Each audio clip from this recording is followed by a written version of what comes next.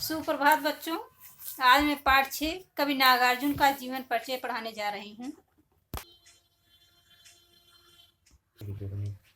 तो बच्चों, नागार्जुन का जन्म बिहार के दरभंगा जिले के सतलखा गांव में सन 1911 में हुआ था।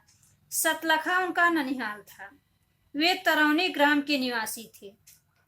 उनका मूल नाम वैद्यनाथ मिश्र था। आरंभिक शिक्षा संस्कृत पाठशाला में हुई, फिर अध्ययन के लिए वे बनारस और कलकत्ता गए। सन 1936 में वे श्रीलंका गए और वहीं बौद्ध धर्म में दीक्षित हुए। 2 साल प्रवास के बाद 1938 में स्वदेश लौट आए। घुमक्कड़ी और अक्खड़ स्वभाव के धनी नागार्जुन के अनेक बार संपूर्ण भारत की यात्रा की। सन 1998 में उनका देहांत हो गया। नागार्जुन की प्रमुख रचनाएं हैं तो मैथिली काव्य संग्रह, चित्रा, पत्रहीन, नग्न गाछ। काव्य कृतियां हैं युगधारा, प्यासी पथराई आंखें, सतरंगे पंखों वाली, तालाब की मछलियां, हजार हजार बाहों वाली, तुमने कहा था, पुरानी ज्योतियों का कोरस, आखिर ऐसा क्या कह दिया मैंने, रत्नगर्भा, ऐसे भी हम क्या थे, ऐसे भी तुम क्या, पका है कटहल, मैं मिलिट्री का बूढ़ा घोड़ा, चना जोर गरम, खून और शोले, भस्मांकुर। ये सब काव्य खंड हैं। उपन्यास विधा पर आधारित रचनाएं हैं। बलचमना, रतिनाथ की चाची, कुंभी पाक, उग्रतारा, जमनिया का बाबा, वरुण के बेटे। मैथिली उपन्यास है पारो, नौतुरिया, हीरक जयंती। आलोचना ग्रंथ है एक व्यक्ति का युग। संस्कृत साहित्य है देश दशकम और श्रमिक दशकम। नागार्जुन का संपूर्ण कृतित्व नागार्जुन रचनावली के 7 खंडों में प्रकाशित है।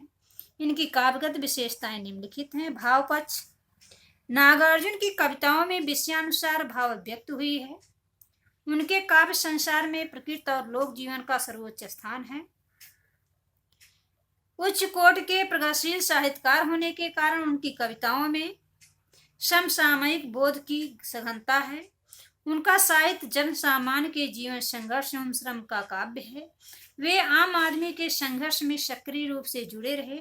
इस कारण उनकी कविताओं में सहज संप्रेषणीयता, विषय विविधता एवं लोकमानस की गहरी संवेदना है। उनका भाव पक्ष अत्यंत विराट है। छायावादोत्तर दौर के वे अकेले ऐसे कवि हैं जिनकी कविता गांव के चौपालों और साहित्यिक जगत में समान रूप से लोकप्रिय है। तो बच्चों, कला पक्ष, नागार्जुन के काव्य का कला पक्ष भी उनके भाव पक्ष की भांति अद्वितीय है। भाषा शैली, नागार्जुन हिंदी और मैथिली के साथ ही संस्कृत पर भी समान अधिकार होने के कारण उनकी काव्य भाषा में जहां एक और संस्कृत काव्य परंपरा प्रतिनिधित्व करती है, वहीं दूसरी ओर बोलचाल की भाषा की सहजता भी दिखाई देती है। उनके काव्य में तत्सम शब्दों के प्रयोग के साथ साथ ग्रामांचल के शब्दों का भी समुचित प्रयोग हुआ है।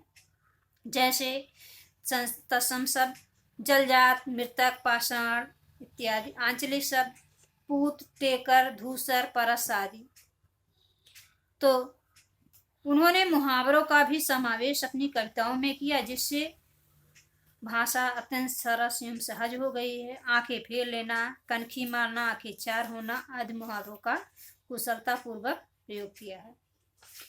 तो बच्चों, बिंब विधान, नागार्जुन के काव्य में बिंबों का भी सफल सृजन हुआ है। प्रतीक योजना, नागार्जुन के ने आम आदमी के जीवन संघर्ष के वर्णन में भी बड़ा सहज प्रतीक योजना की है। लयात्मकता, संस्कृत काव्य परंपरा से प्रभावित उनकी हिंदी कविताओं में लयात्मकता का गुण भी आ गया है। चित्रात्मकता, नागार्जुन के काव्य में चित्रात्मकता का गुण भी देखने को मिलता है। जैसे छू गया तुमसे कि झरने लगा से फाल क्या के फूल। अलंकार योजना, नागार्जुन अपनी कविताओं में अलंकारों का अत्यंत आकर्षक प्रयोग किया है।